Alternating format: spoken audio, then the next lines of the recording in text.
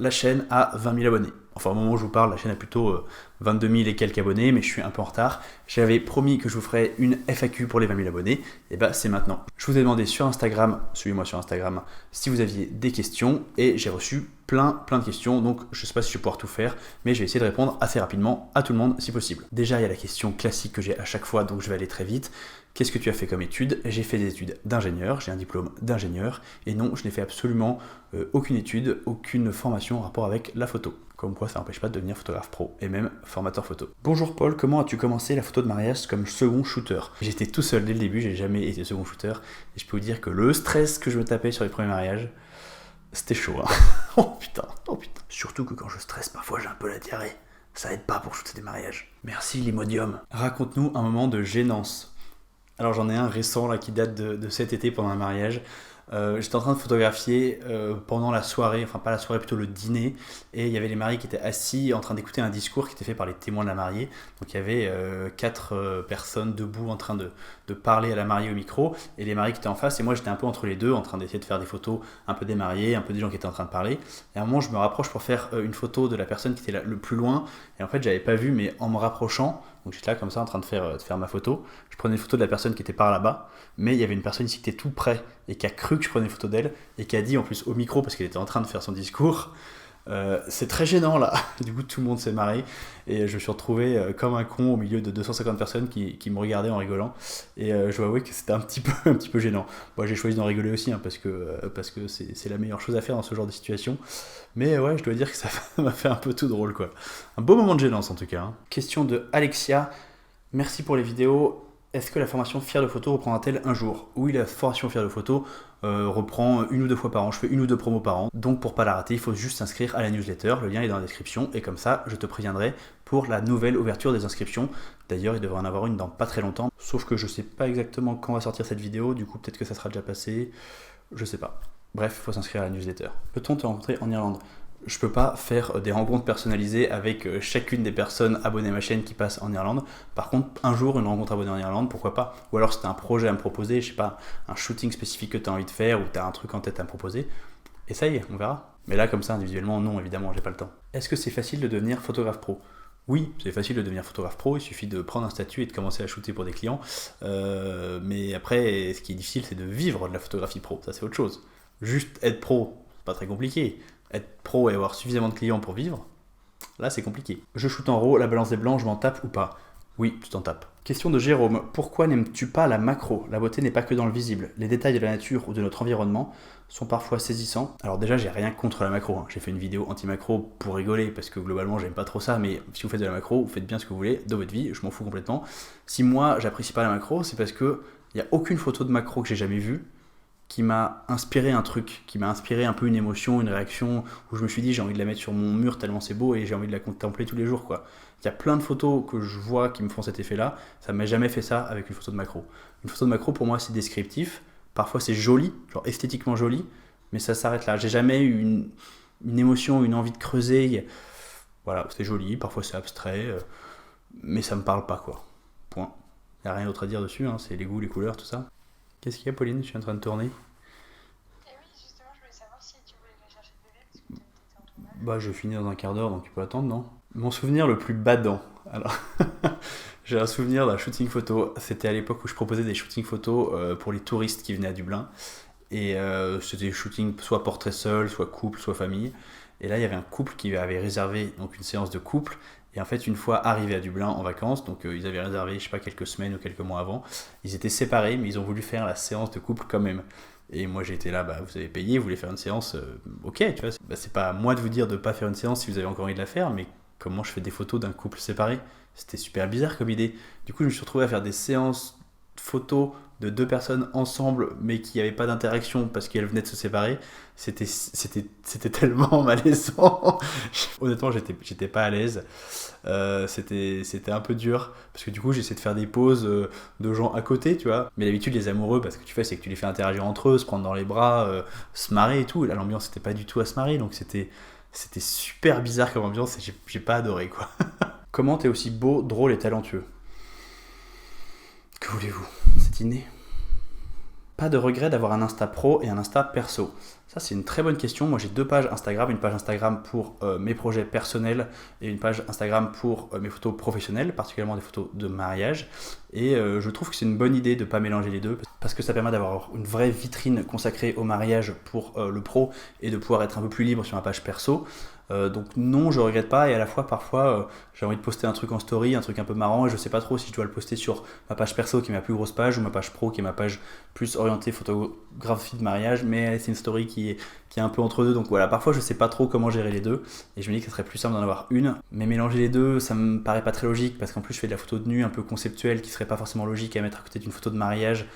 Voilà, donc je pense que c'est mieux de garder les deux séparés pour le moment. Est-ce que selon toi, un client d'un photographe pro, mariage ou autre, peut-il décemment demander les RAW en plus des photos traitées par le photographe?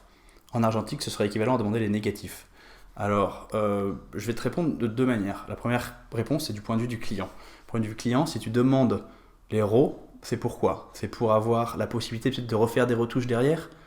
Donc, c'est-à-dire que si tu voudrais refaire le travail de ton photographe, c'est-à-dire que tu ne fais pas confiance à ton photographe et donc que tu as mal choisi ton photographe. Donc d'un point de vue client, ça ne fait aucun sens. Soit tu choisis un photographe et tu lui fais confiance et du coup tu le laisses faire son travail en entier, soit si tu lui fais pas confiance, choisis-en un autre tout simplement. Deuxième chose d'un point de vue photographe, donner des RAW à un client, c'est l'équivalent de livrer un travail pas fini. C'est comme si un architecte disait je vous livre la maison mais j'ai pas encore peint les murs, puis j'ai pas mis de toit aussi. Bon, ça vous dérange pas? Voilà, donc en fait ça va pas te présenter sous ton meilleur jour. Sans parler du fait que légalement c'est aussi un peu céder la paternité de ces images. Donc globalement non, jamais. J'ai déjà perdu des contrats de mariage parce que les mariés voulaient absolument récupérer les RAW. J'ai dit non, pour moi c'est non négociable. Pourquoi ne pas utiliser de flash en mariage et comment s'en sortir pendant la soirée? Et écoute, j'utilise un flash en mariage, j'utilise un flash le moins possible parce que c'est pas un rendu que j'apprécie beaucoup, mais oui, j'utilise un flash notamment pendant la soirée parce qu'il n'y a pas le choix, il n'y a pas de lumière, donc j'ai besoin de lumière supplémentaire, j'utilise un flash. Comment s'en sortir? Moi j'ai 2 conseils. Déjà, utilise un modeler sur ton flash. Moi j'utilise le ROG Flashbender V2 large que je trouve très cool. Et la deuxième chose, ça va être de ne pas compter que sur ton flash, mais d'essayer de mélanger lumière ambiante et lumière du flash pour faire un rendu équilibré et joli.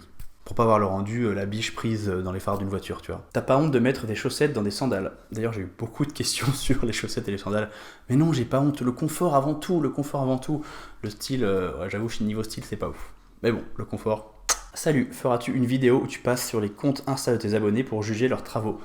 Non, tout simplement parce qu'on peut pas faire un retour complet, intelligent et argumenté en passant 5 minutes sur chaque compte Instagram. Il faudrait passer vraiment du temps, passer peut-être 1 heure à analyser un travail. Et puis ça m'intéresse pas forcément d'analyser un compte Instagram quand le compte Instagram, les photos sont pas forcément postées avec un ordre particulier, il n'y a pas forcément de trucs réfléchis. Donc en fait j'aurais l'impression que je pourrais pas faire de vrais retours construits et ça m'intéresse pas trop. Et du coup si je décide de faire un format où je fais un retour sur des photos d'abonnés, je choisirais sans doute de faire un format plus long, consacré sur une seule personne, où je vais peut-être prendre le temps de discuter avec la personne. Enfin, je sais pas encore, il faudrait que je réfléchisse à la question, mais en tout cas non, j'irai pas juste checker les comptes Instagram et en 5 minutes dire « Ah, c'est bien ou c'est pas bien ». Je pense pas que je puisse faire beaucoup avancer les gens juste comme ça. Simplement, bravo pour les 20K. Merci. Quel est ton rêve de photographe? Mon rêve de photographe pro, je pense que c'est continuer à kiffer et à faire de la photo de mariage pendant longtemps. Et mon rêve de photographe, mon rêve perso de photographe, on va dire, ça serait de sortir un livre photo. Mais ça, c'est un rêve qui est pas forcément si impossible et qui arrivera peut-être dans les prochains 12 mois, on va dire. Peut-être pas. Dans les prochains 2 ans? Ah, je sais pas. En tout cas, c'est clairement quelque chose que j'ai en tête. Vous vous direz, 20K c'était peanuts quand vous aurez atteint les 1 million, non? Ouais, c'est le plan. 1 million, ça devrait arriver d'ici 2-3 semaines, je pense.